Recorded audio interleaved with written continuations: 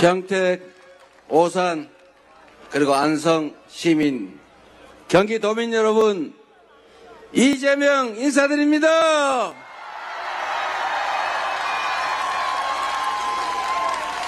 그런데 평택에 넓은 땅이 없는지는 몰라도 이런 좁은 자리를 만들어서 저 길 건너편에 저렇게 서 계시게 만들면 안 되는데, 우리 지역위원장님들, 의원님들이 손이 작은 것 같아요. 우리 손 좀 키우라고 우리 홍기원 의원님, 네, 그리고 이병진 의원님, 김영진 의원님, 우리 평택 국회의원들이신데 잘하라고 박수 한번 부탁드립니다.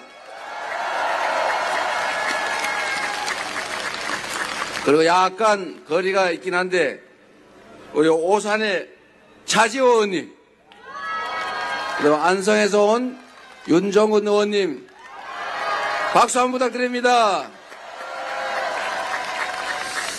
일 잘하나 잘못하나 평소에 감시 잘하시고, 잘하면 칭찬하고 못하면 벌 주고, 영 안되겠다 싶으면 중간에 컷 해주시기 바랍니다. 유능하고 충직한 우리 5분 의원님들, 지금보다 훨씬 더 잘하라고 격려 박수 부탁드립니다. 감사드립니다. 제가 조금 전에 이 조탁이라 그러죠? 제가 그걸 받았는데, 원래 선장은 저걸 만지는 사람이 아니죠. 저 항해사, 유능한 항해사를 고용이가 쓰면 되지 않겠습니까? 이 국정이라고 하는 게 워낙 복잡하고 워낙 많아서 그걸 대통령 혼자 지가 다 하려고 그러면 문제가 생겨요. 아무것도 안 하는 건 더 문제지만 자기가 다 하려고 그러는 것도 문제죠. 그래서 이렇게 단계별로 위임하고 역할 나눠서 각자 역할을 잘하는지, 국민을 대신해서 감시를 잘하고 일도 잘 시키고 방향도 잘 잡고 신상필벌 하면 또 나라가 제자리를 가지 않겠습니까? 선장이 주방 가서 막 주방에서 요리도 하고 청소도 하고 항해도도 보고 이러면 이게 장사가 잘 안 되죠. 네. 역할을 잘 나눠야 됩니다. 훌륭한 항해사들을 저 빨간 옷 입은 사람이든 저 파란 옷 입은 사람이든 가리지 말고 잘 써서 선장이 정한 방향대로 잘 가는지를 우리 국민들과 함께 잘 지켜보고 큰 성과를 낼 수 있도록 모든 사람들이 함께 행복한 그런 세상을 한번 만들어 봐야겠죠?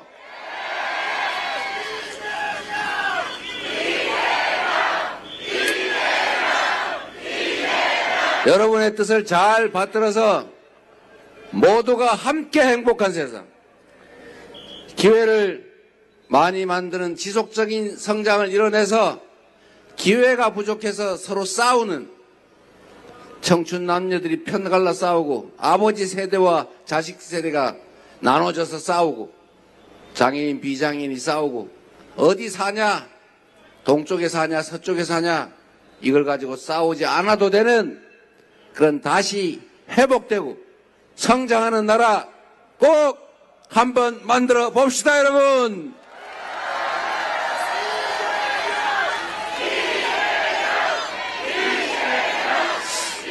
그리고 여러분, 이웃들하고 친구들하고 잘 지내고 싶지 않습니까?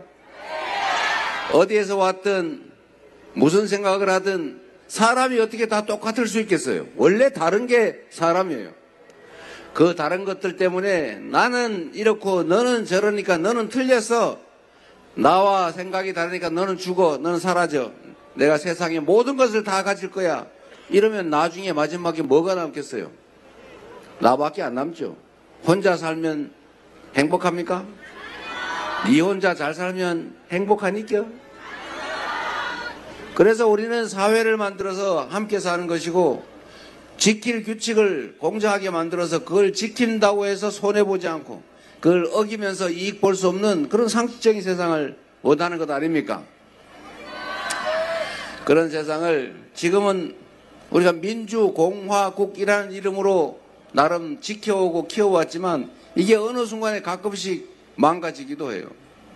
망가지지 않는 진짜 우리가 헌법 1조에 써놓은 것처럼 국민이 나라의 주인이고 모든 권력은 국민으로부터 나오는 것이니 위임받은 권력과 우리가 낸 세금이 오로지 국민만을 위해서 제대로 쓰여지는 그런 정상적인 민주공화국, 대한민국 만들어야 하지 않겠습니까?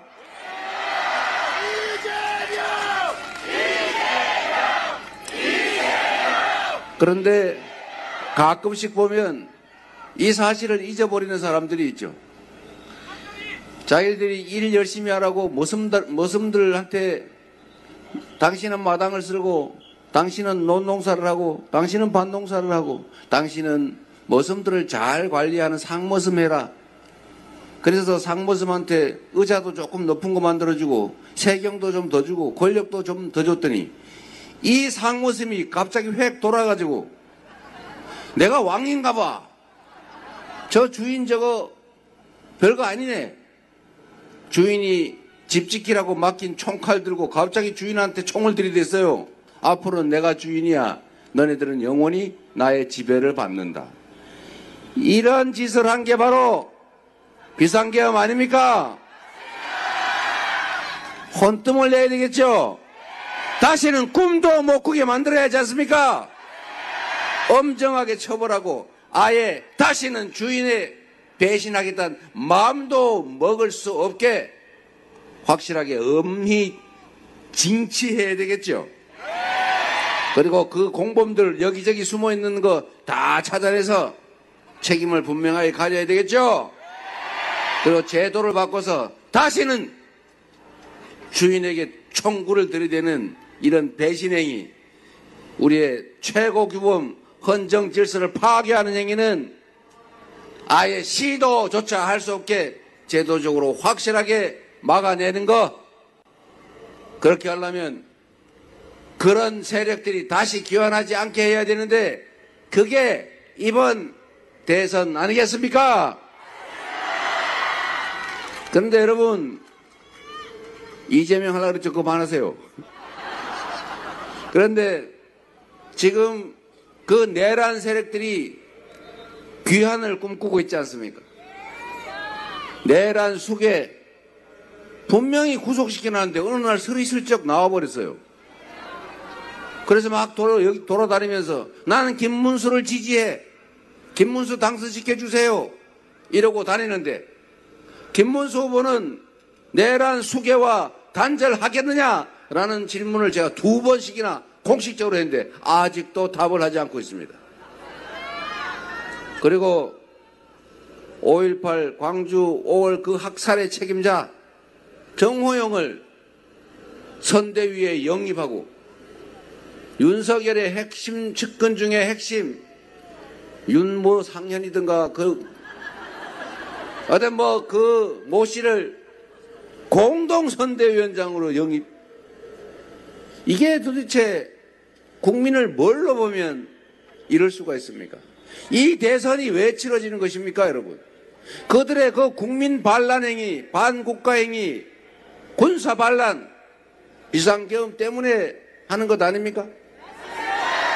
다시는 그런 거 하지 못하게 하는 게 이 시대의 가장 기본적인 목표고, 그렇게 하지 않을 사람, 그렇게 하지 못하게 막을 사람을 뽑는 게 바로 이 선거인데, 내란 수개와 단절을 말하지도 못하고 내란 수개의 지지와 지원을 받으면서 극우 아스팔트 전강훈 목사와의 관계도 단절하지 못하고 울면서 그를 비호해놓고 내가 언제 울었냐, 이러는 사람이 대통령이 다시 되면 이 나라가 어떻게 되겠습니까, 여러분?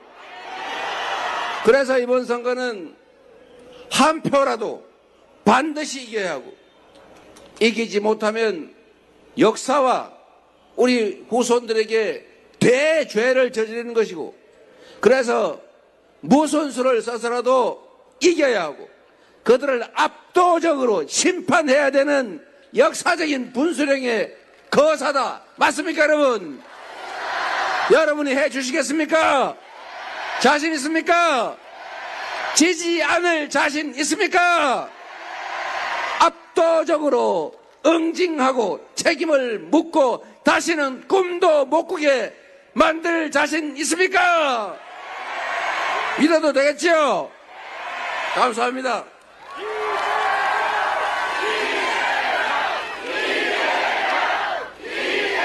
그런데 여러분, 또 심각한 일이 벌어지고 있습니다. 대선도 대선이고 김문수 후보의 이해 못할 태도도 문제지만 갑자기 뭐 리박스쿨이라고 들어보셨어요? 리박이 뭘까? 그 댓글 불법으로 달아가지고 국민 여론을 조작하고 선거 결과를 뒤집어 보겠다고 하는 그 중대 범죄 집단의 명칭 리박스쿨. 리는 리승만 첫 글자 아닐까요? 박정희의 첫 글자 아닐까 하는 합리적인 추론을 해봤습니다. 여러분, 댓글 조작, 국민 여론 조작, 이거 국정원이 하던 거 아닙니까? 그리고 거기서 늘봄학교 교사 양성을 했다는데 교사 양성을 기본 교육도 안 받고 자격증을 받았다는데 그거 그 사람들 혼자 한 일입니까? 그 이상한 사람들 교육시켜가지고 늘봄학교 어린이들 교육, 보육 책임을 지면 좋은 거 가르칠 것 같습니까? 그리고 더 심각한 거는 그게 국민의힘과 관련성이 매우 높다는 거 아닙니까? 국회의원이 들락날락했다는 얘기도 있고 무슨 가짜 기자회견 할 때 같이 했다는 얘기도 있고 이제 거기를 조금씩 파보면 나라가 뒤집어질 그런 중범죄 행위가 나올 것 같습니다.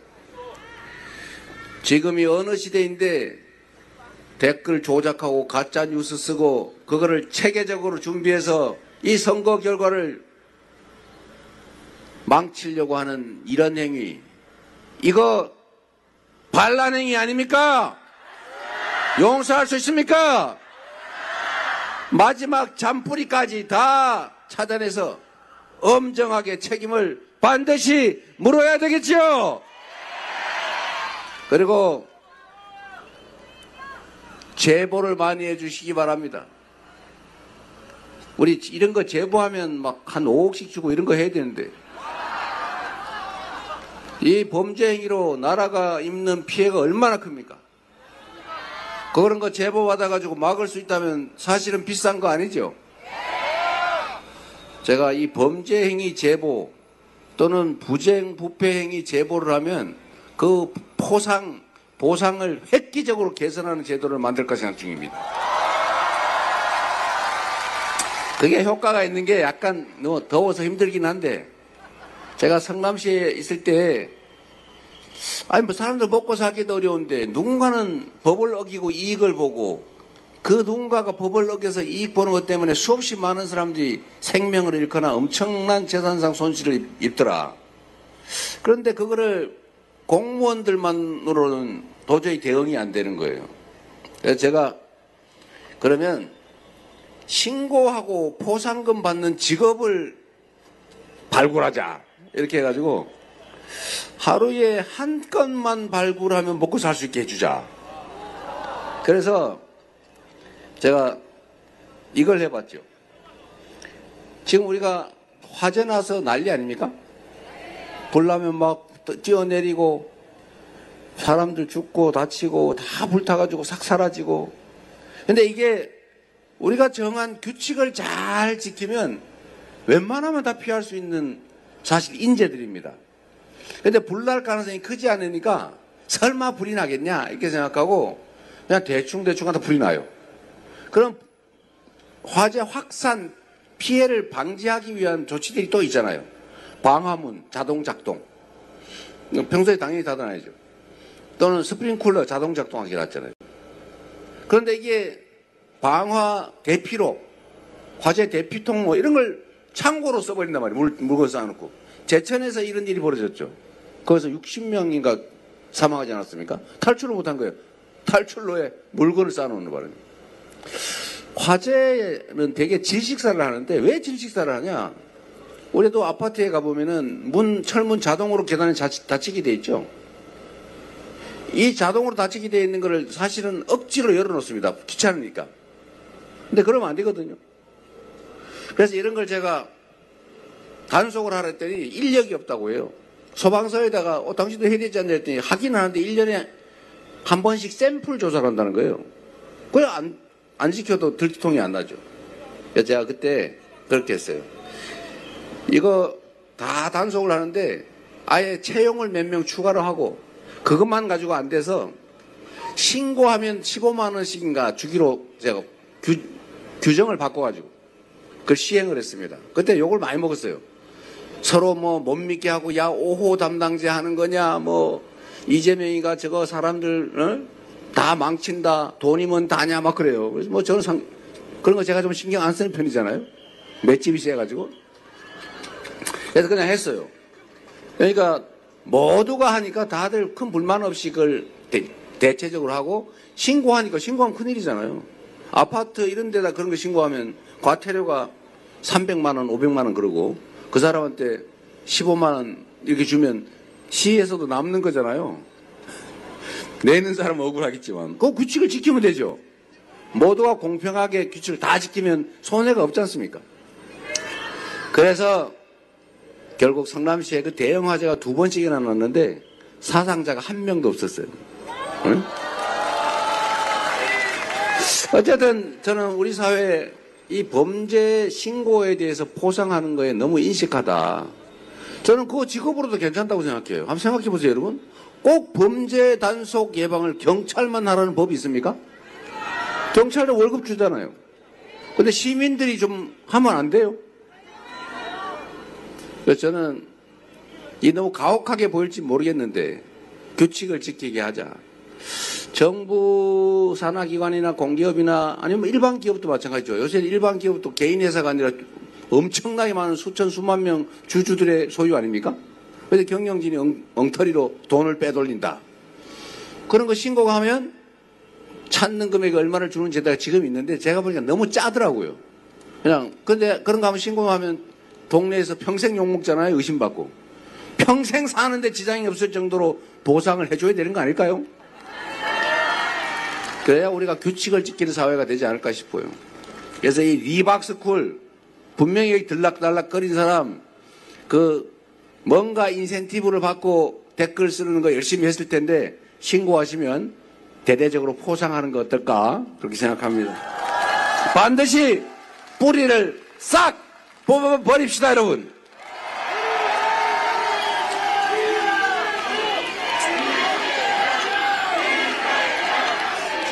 제가 이거 우리한테 피해 입혔으니까 보복하자고 하는 얘기 아닙니다. 그게 사회 정의이기 때문에 그런 것이죠. 우리 도우려고 그런 거 하더라도 제가 신고해가 처벌할 거예요. 법대로, 규칙대로, 상식대로. 그렇게 해야 되지 않겠습니까? 자, 이제 딴 얘기 좀 할게요. 희망적인 이야기. 우리는 정말 3년 동안 너무 많은 것들을 잃었습니다. 경제도 다 망가졌죠. 마이너스 성장하고 있어요. 즉 쪼그라들고 있어요. 늘어나기는 그냥 줄어들고 있어요. 내수는 더 엉망이죠. 2분기째 마이너스라고 합니다. 그러니 동네 골목이 죽을 지경이죠.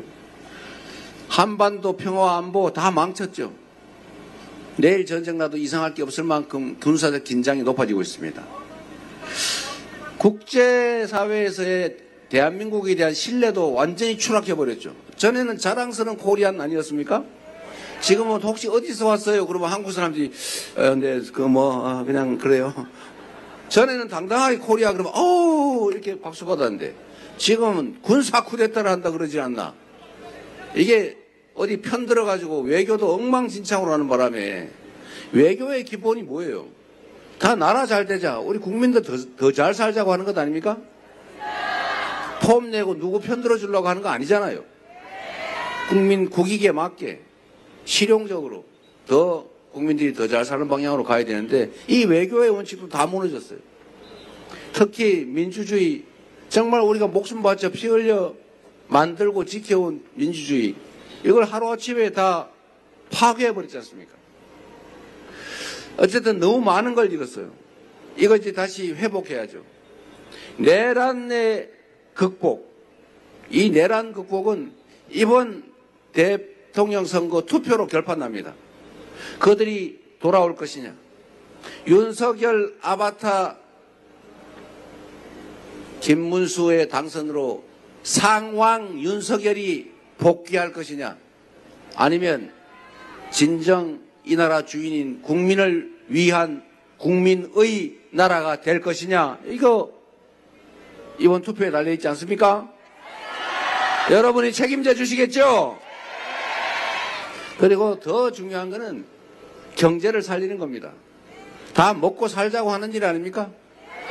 뭐 이념, 사상, 편 다 좋은데 일단은 좀 등 따시고 배부르게 불안하지 않게 살아야 되지 않겠어요? 그게 나라가 해야 될 제일 중요한 일입니다. 그런데 이 경제에 미치는 여러 가지 영향 요소들이 있죠. 그 중에 하나가 저는 안보라고 생각해요. 튼튼한 국방력, 한미동맹 이거 강화하고 확장해 가야죠. 대북 억지력을 강화를 하되 제가 자주 드리는 말씀처럼 싸워서 이기는 것보다 싸우지 않고 이기는 것이 더 낫고 싸우지 않고 이기는 것보다 싸울 필요가 없는 평화 상태를 만드는 게 진짜 안보다. 맞습니까? 군사력 세계 5위. 대한민국은 군사력이 세계 5위예요. 미군 빼고. 대한민국의 국방비는 북한의 1년 국민 총 생산의 2배예요. 대한민국의 1년 국방비가 북한이 2년 동안 온 국민이 만들어낸 생산과 맞먹는다 그 말입니다. 이런 나라예요. 이 강력한 억지력 계속 유지 확대해야 되겠지만 힘세다고 어깨 힘주면서 너 일로 와봐 그래가지고 아무 때나 싸대기 때리고 욕하고 침 뱉고 한번 달려들어봐 덤벼봐 이렇게 진짜 싸우면 어떡할 거예요. 그래도 무기 힘 뒤에 감추고 점잖게 우리 얘기 좀 해봅시다. 당신한테 득되는 거 있고 우리한테 득되는 거 있으면 우리가 더 득을 많이 보면 그거 같이 합시다. 이렇게 해야 되는 거 아닙니까? 우리가 100만큼의 이익을 취할 수 있다면 10 정도 상대가 이익 보게 하는 게 아깝습니까?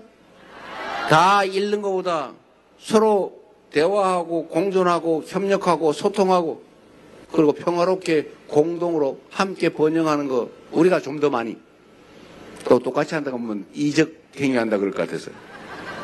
이런 방향으로 가는 게 진정한 평화고 안보 아니겠습니까? 대한민국은 아직도 전쟁 중인 나라입니다. 정전, 잠시 전쟁을 멈추고 있는 나라죠. 그렇기 때문에 이 안보 문제, 평화 문제는 더 심각한 겁니다. 우리는 맨날 평생 그러고 살다 보니까 별로 심각하게 생각하지 않지만 외국인들은 전 세계에서는 대한민국을 전쟁 중인 나라로 봐요. 거기서 휴전선에서 서로 막 욕하는 방송이 나오고 여기는 삐라 보내고 아주 저질 삐라 보내고 북한은 오물 보내고 이거 유치하지 않습니까 여러분? 북한의 휴전선에 철도, 도로, 다리 다 끊고 혹시 탱크 넘어올까 싶어서 방벽 쌓고 지금 현대 21세기에 이런 짓 할 상황입니까?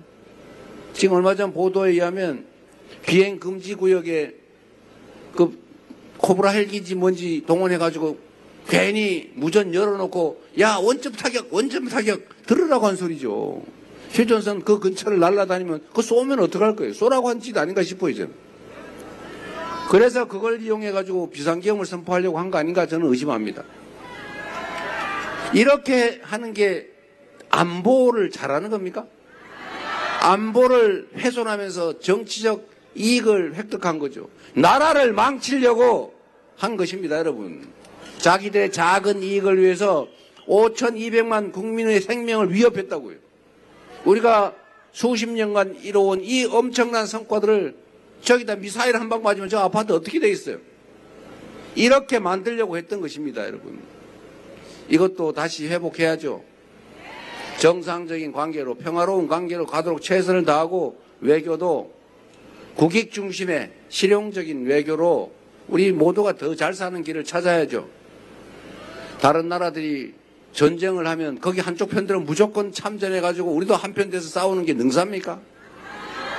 최대한 우리 국가 이익에 어떤 게 부합하는지를 잘 판단하고 국민의 뜻을 존중해서 가장 합리적이고 유용한 방향을 정해야 되는 것, 그게 대리인, 대통령, 정치 집단이 해야 될 일 아닙니까? 그리고 진짜로 중요한 거, 우리 경제를 다시 살려야 합니다.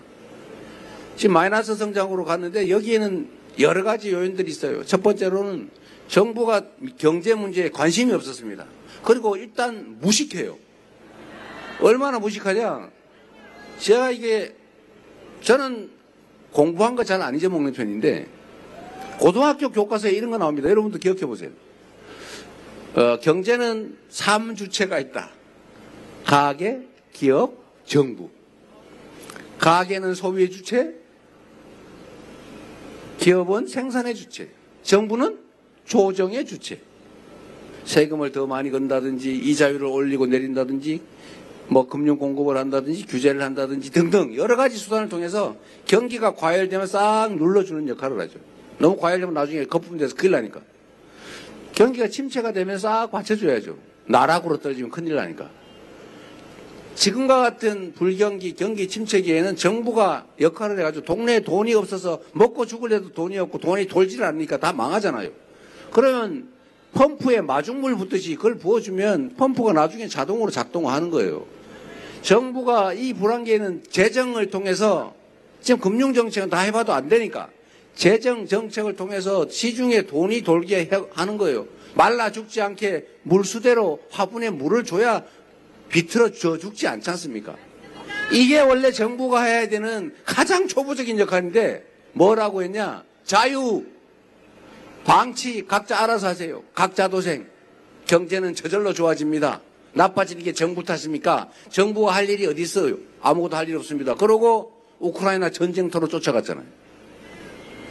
그리고 마음대로 부자들 세금 확 깎아줘 놓고 정부 재정이 부족하다는 이유로 서민 지원 정책 예산을 다 삭감했잖아요.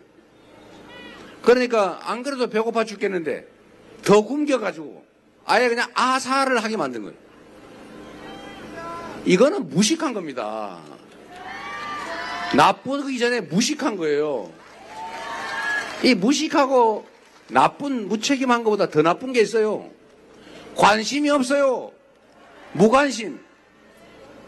지금 이렇게 3년을 지나왔습니다. 그래서 경제는 나빠질 대로 나빠졌죠. 그래도 대책이 없잖아요. 그래서 우리가 민주당이 잠재 성장률이 2%다. 연간 2% 성장할 여력이 충분히 있다. 그런데 지금 1.5%, 지금 0.8% 이러면 그건 재정으로 보충해가지고 받쳐줘야 더 안 망가진다. 그래서 추경하자. 추경해서 재정 지출을 늘리자. 그때 죽어도 안 된다고. 지금 얼마 동안 버틴 겁니까? 작년 총선 이후로 이제 와가지고 김문수 후보 30억 추경하겠다고 약속했잖아요. 장난하십니까? 이렇게 엉터리로 경제 운영을 하니 살 기회조차 놓치고 더 정부 때문에 경제가 더 나빠져 버렸어요.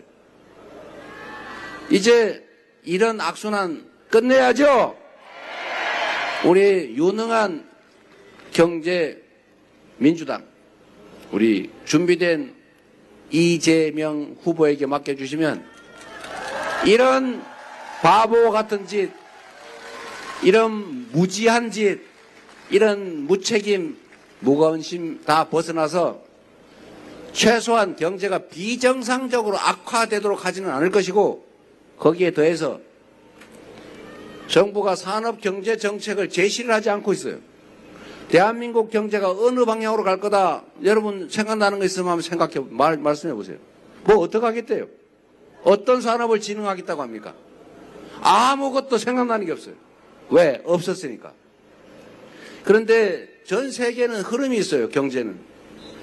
지금 인공지능이 일상생활을 다 지배하지 않습니까? 저는 보좌관한테 웬만한 거 보고받지 않아요.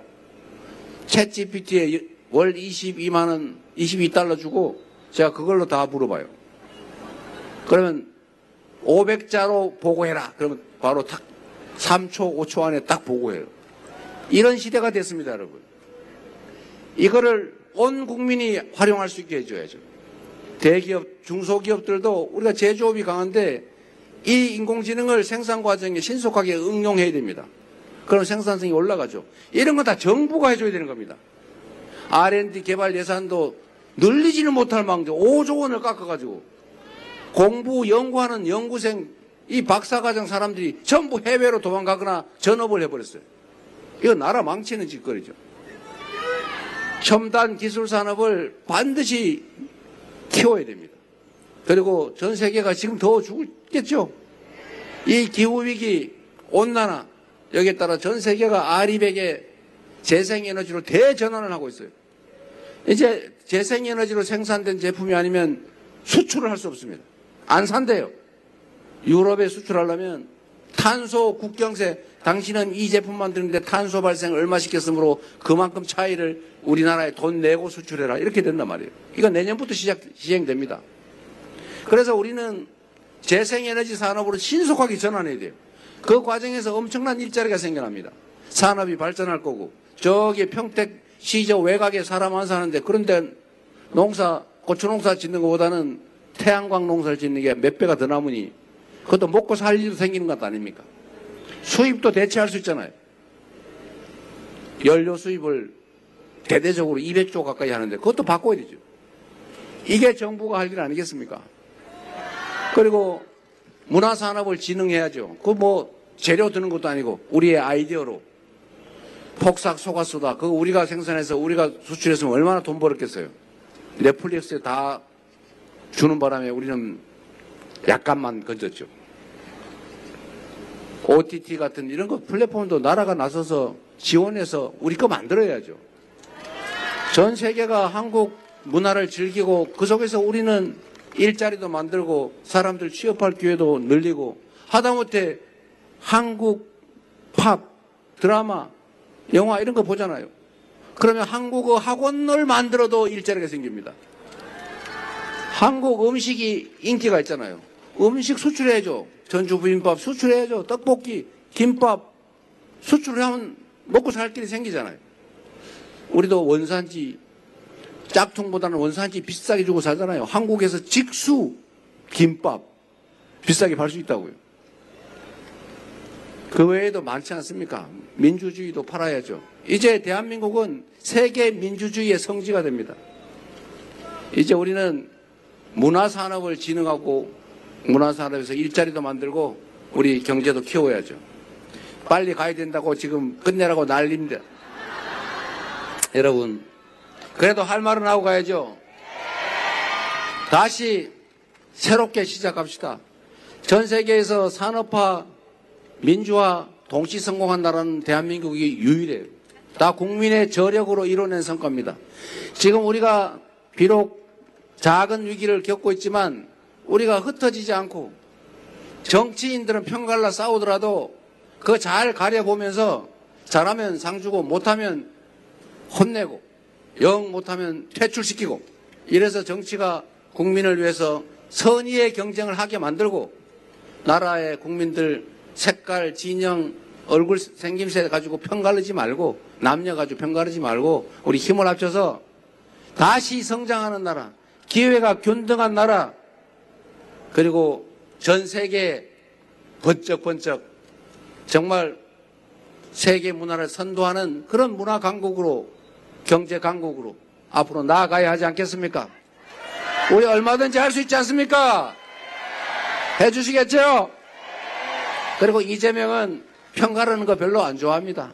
지금까지 많이 맞고 살았지만 맞은 만큼 때려주겠다 이런 유치한 사람 아닙니다. 그거 때릴 시간에 더 많은 사람들의 더 많은 행복을 가능한 정책이 뭔지 연구해서 거기다가 집중하겠습니다. 제가 행복한 거는 저의 작은 기여로 인해서 많은 사람들이 행복해할 때 그때 저는 더 행복해요. 누군가를 학대해가지고 그가 괴로워하는 거 보고 즐거워하는 그런 이상한 사람 아닙니다. 그래서 지금까지 정치가 자기를 지지하는 쪽을 쪽 반으로 나눠가지고 저쪽은 원수 삼고 이쪽은 우군 삼아서 이걸 기반으로 대통령 된 다음에 자기 식구만 챙기고 다른 식구 확대하고 아예 싹 제거해 보려고 하는 이런 분화를 지배하는 이런 분열의 정치 이제 그만하겠습니다. 그런 거는 대통령이 아니라 반통령이죠. 반통령. 대통령은 크게 국민을 통합시키는 우두머리 아닙니까? 한쪽 편 들어서 누군가를 가해하고 뺏고 갈등을 이용해서 정치적 세력을 유지하고 이제 그런 거는 그만합시다. 진정한 통합국가, 국민 행복을 위해서 국가의 모든 권력과 예산, 역량이 제대로 투입되는 진짜 대한민국, 진정한 민주공화국 함께 만들어 봅시다. 감사합니다. 이재명